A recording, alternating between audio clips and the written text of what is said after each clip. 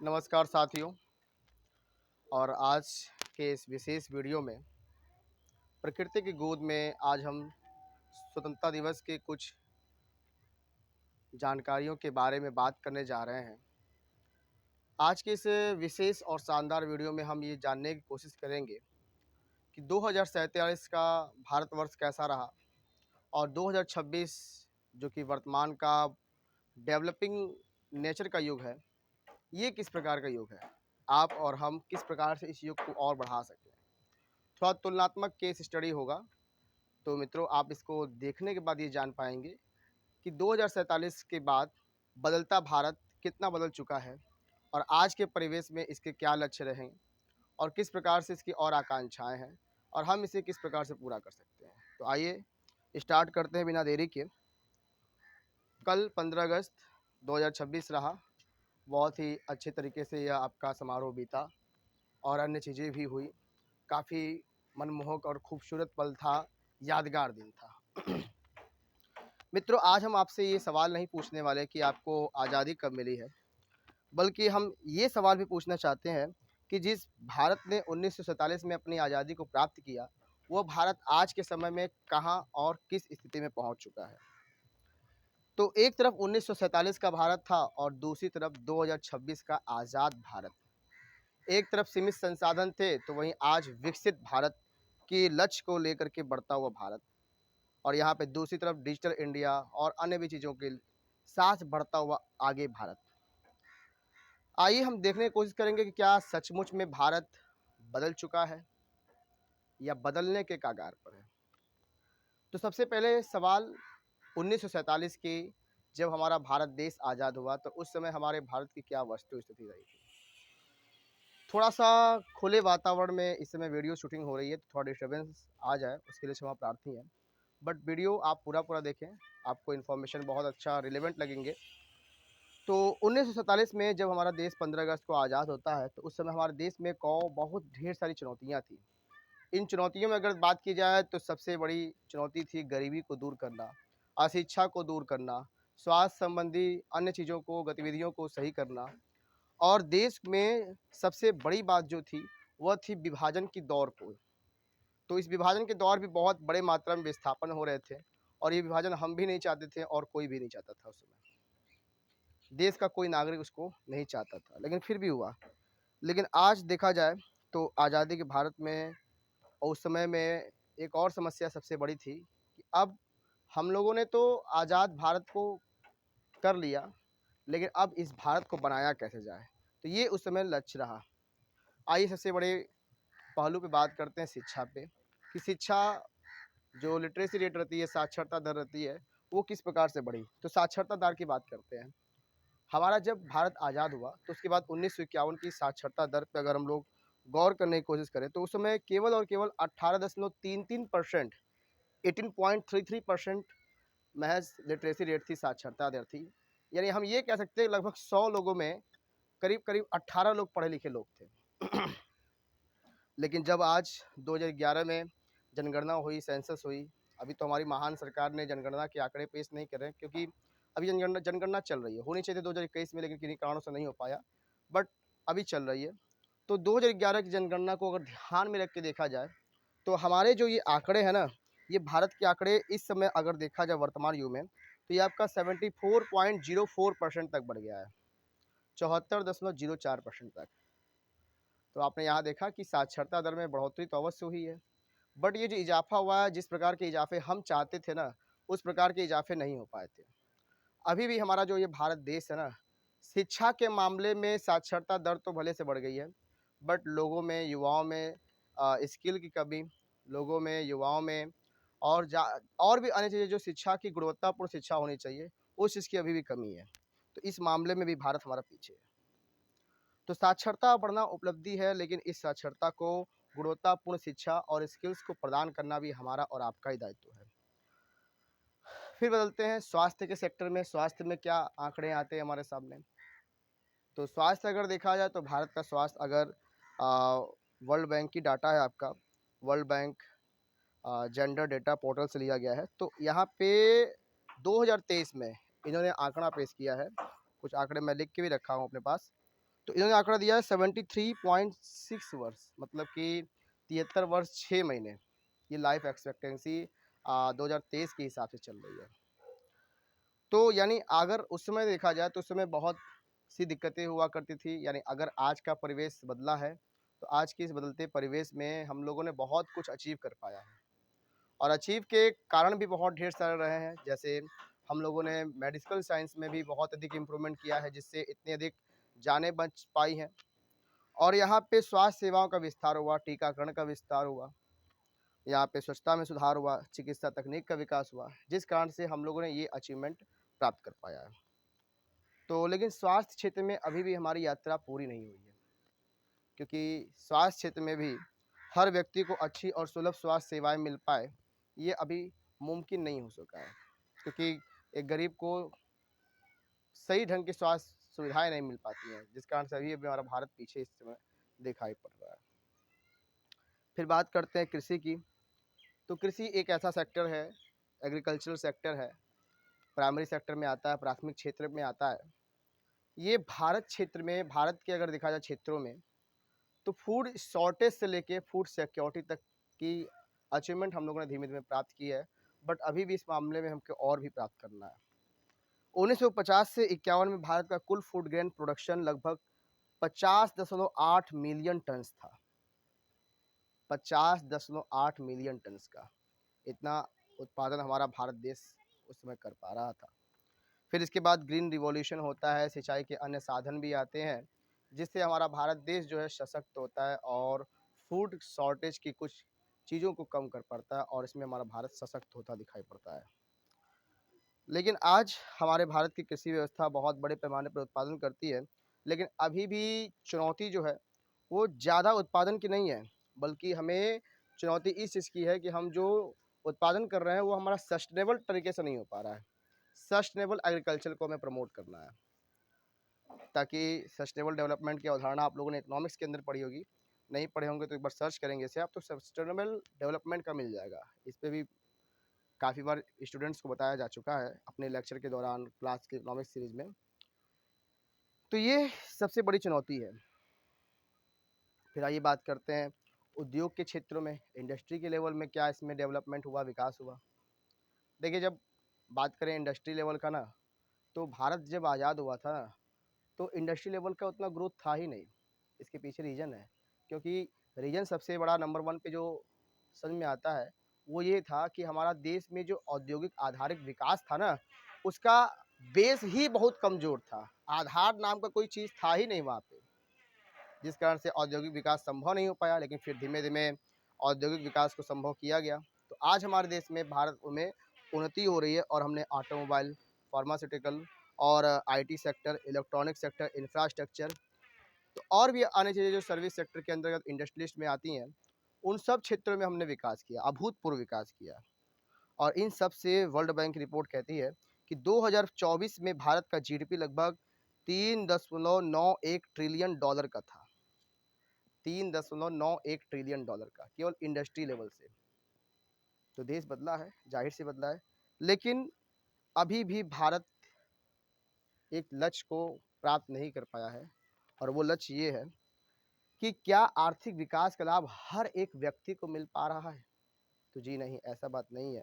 हर एक व्यक्ति को नहीं मिल पा रहा है, समान रूप से नहीं पहुंच पा रहा है। यही विकसित भारत की अपनी अगली चुनौती है, कि जो हमने पाया है वो सब में समान रूप से मिलनी चाहिए, वो अभी नहीं मिल पा रहा है।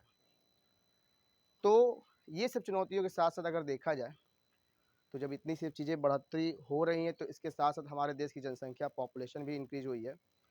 भारत की जनसंख्या की अगर बात की जाए, तो दोस्तों यहाँ पे 36 करोड़ से 145 करोड़ की आबादी का होना, ये अपने आप में दिखाता है कि पॉपुलेशन इंक्रीजनेस दिखाता है, और इंक्रीज को दिखा रहा है।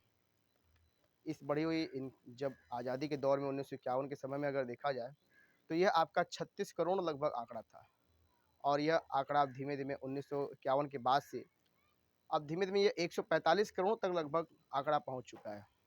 और इस बढ़ी हुई आबादी ने ही भारत देश को एक अच्छे वैज्ञानिक दिए, एक अच्छे इंजीनियर्स दिए, एक अच्छे डॉक्टर्स दिए, अच्छे टीचर्स दिए, अच्छे एंटरप्रेन्योर्स दिए, अच्छे एथलीट्स भी दिए। तो अलग अलग विशाल ह्यूमन रिसोर्स को भी इस पॉपुलेशन ने प्रदान किया। लेकिन अभी भी चुनौती यही है कि अगर युवाओं को अच्छी शिक्षा और रोज़गार मिले तो यही युवा भारत की सबसे अधिक मजबूत शक्ति बन के सामने आ सकते हैं। अब आते हैं स्पेस टेक्नोलॉजी पर। अभी जो है वो जो घर का है उसको वहाँ ले आइएगा। अब आते हैं स्पेस टेक्नोलॉजी पर। स्पेस टेक्नोलॉजी का दौर कितना बदला, कितना बदल रहा है भारत स्पेस टेक्नोलॉजी की। आपको शायद कहानी किस्सों के बारे में मालूम होगा कि स्पेस टेक्नोलॉजी का हमारा जो सिलसिला था ना, साइकिल पे लाद के लेके जाते थे लोग। अब कैसे लेके जाते थे, लेकिन इसकी भी बहुत बड़ी इंटरेस्टिंग कहानी है मित्रों। और हम लोग स्पेस इंडस्ट्री में, स्पेस टेक्नोलॉजी में उतने सशक्त नहीं थे। हमने सदा ही भारत के बाहर के लोगों की आवश्यकता लेनी पड़ी, कभी रूस की, कभी अमेरिका की, कभी फ्रांस की। बट आज हमारा भारत सशक्त है और स्पेस की टेक्नोलॉजी के क्षेत्र में भी भारत देश ने मून स्पेस चंद्रयान-3 का जो रॉकेट लॉन्च था उसको शुरू किया। और भारत इस मामले में देखा जाए तो 23 अगस्त 2023 को चंद्रयान-3 की विक्रम लैंडर ने चंद्रमा पर लैंडिंग किया और इसरो के अनुसार सॉफ्ट लैंडिंग करने वाला भारत चंद्रमा की सतह पर चौथा देश बन गया है। और तो और अभी तक किसी ने चंद्रमा के दक्षिण ध्रुव पे नहीं गया था, बट हमारे भारत ने चंद्रयान-3 की मदद से चंद्रमा के दक्षिण ध्रुव पर, पोलर रीजन पर, साउथ पोलर रीजन पर जाकर के एक मुकाम हासिल किया। और ऐसा करने वाला पूरे वर्ल्ड का सबसे नंबर 1 कंट्री बन के सामने आया है, जो दिखाता है कि हमारा साइंस धीमे-धीमे आगे बढ़ ही रहा है और आगे बढ़ेगा। और यही हमारा सिलसिला नहीं रुकता, अभी हमारा मिशन है गगनयान, और भी अन्य मिशन हैं। तो ज़ाहिर-सी बात है ये अपना क्षेत्र बदलता रहेगा। तो चंद्रयान-3 के रोवर ने चंद्रमा की सतह पर कई वैज्ञानिक मेजरमेंट्स भी किए, जिससे ये दिखाई पड़ता है ना कि हमारा भारत सशक्त हो रहा है। और अलग-अलग प्रकार के एलिमेंट्स भी वहाँ पे खोजे गए हैं, सल्फर सहित और अन्य एलिमेंट्स खोजे गए हैं।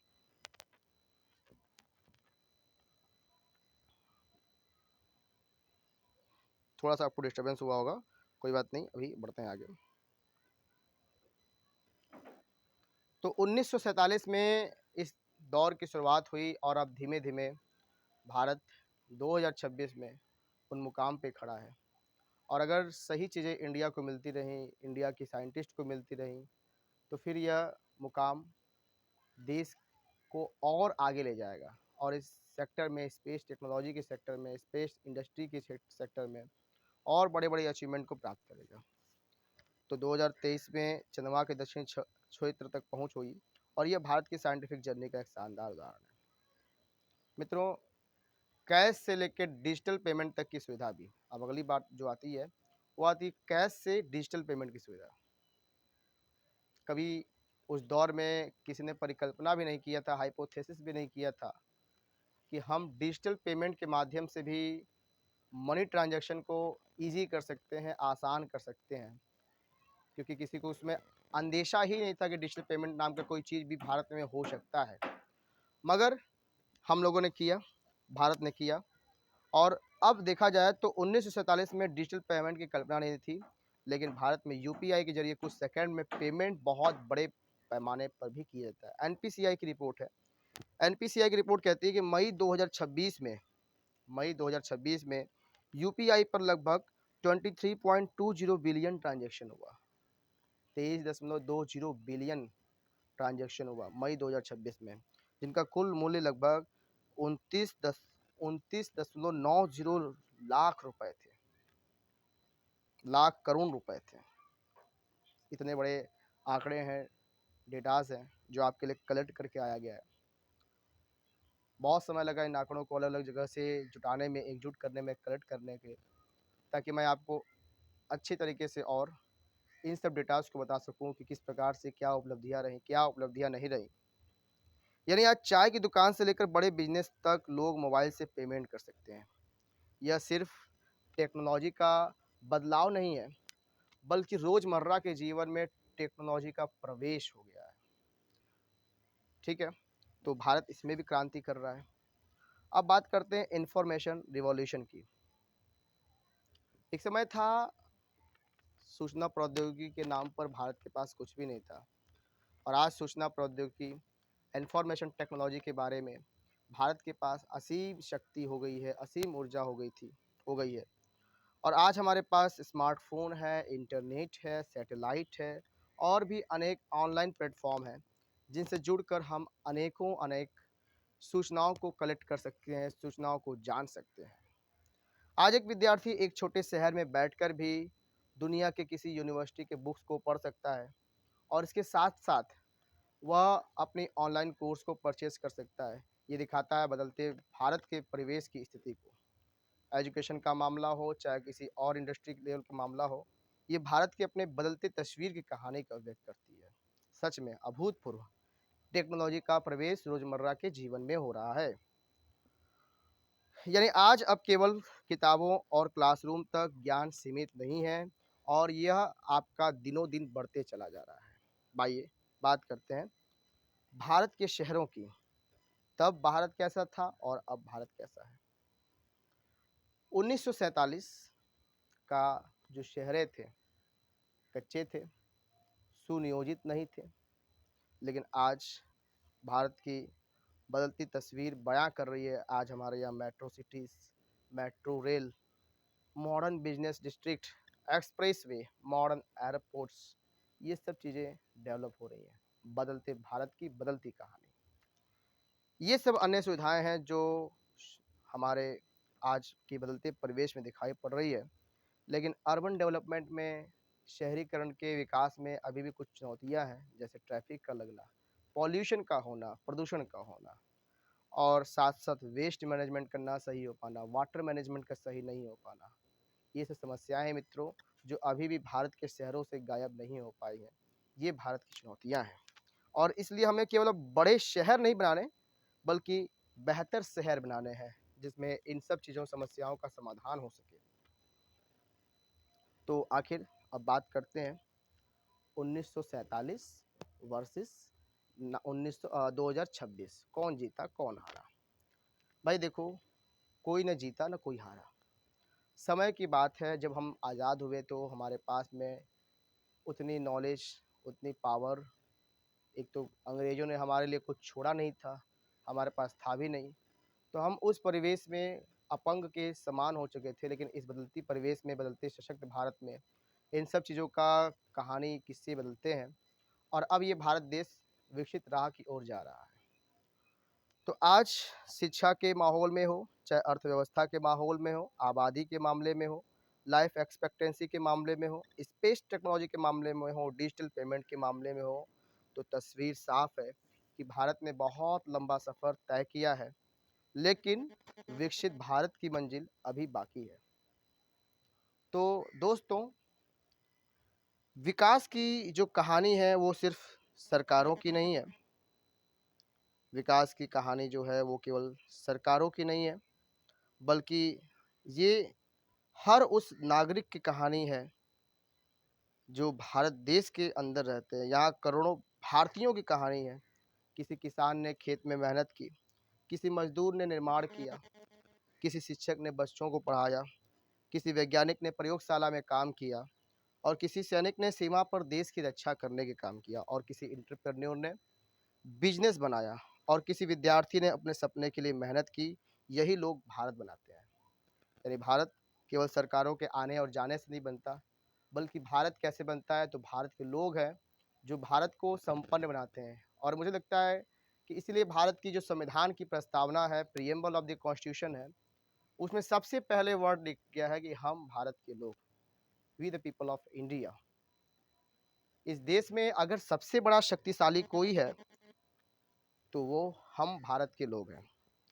तो फाइनली 1947 की पीढ़ी ने हमें आज़ाद भारत दिया, लेकिन अब 2026 की जो पीढ़ी है, उसका काम है कि अब हम इस भारत देश को, जो भारत देश उन लोगों ने हमें वरदान के समान आज़ाद करके दिया था, अब हम उस भारत देश को और अधिक सुदृढ़ और अधिक विकसित बनाने की कोशिश करें। क्या कर सकते हैं हम उस क्षेत्र में? अब सवाल आ सकता है ना कि हम उस क्षेत्र में क्या कर सकते हैं? तो इसलिए आप ये मत पूछिए कि आप क्या कर सकते हैं। अगर आप विद्यार्थी हैं, तो ईमानदारी से पढ़िए पढ़ाई करिए। यदि आप एक शिक्षक हैं, तो ईमानदारी से पढ़ाइए, ज्ञान बाँटिए। अगर किसान हैं, तो किसान के फ़ील्ड में ईमानदारी से नई-नई तकनीकों को अडॉप्ट करिए, उसे और बढ़ाइए। और अगर वैज्ञानिक हैं, नए-नए खोज करिए। और अगर आप नागरिक हैं, तो अपने कर्तव्यों को निभाइए। तो आपका भारत देश महान बन सकता है, क्योंकि 1947 ने हमें आज़ादी दी थी और अब 2026 हमें ज़िम्मेदारी देता है, बहुत बड़ी ज़िम्मेदारी देता है। और याद रखिए, जहाँ से चले थे हम ना, वहाँ से अभी हम बहुत आगे आ चुके हैं। लेकिन जहाँ पहुँचना है, सफ़र अभी भी जारी है और एक दिन हम अवश्य वहाँ पहुँचेंगे। इन्हीं चंद शब्दों के साथ आज के लिए धन्यवाद। जय हिंद, जय भारत।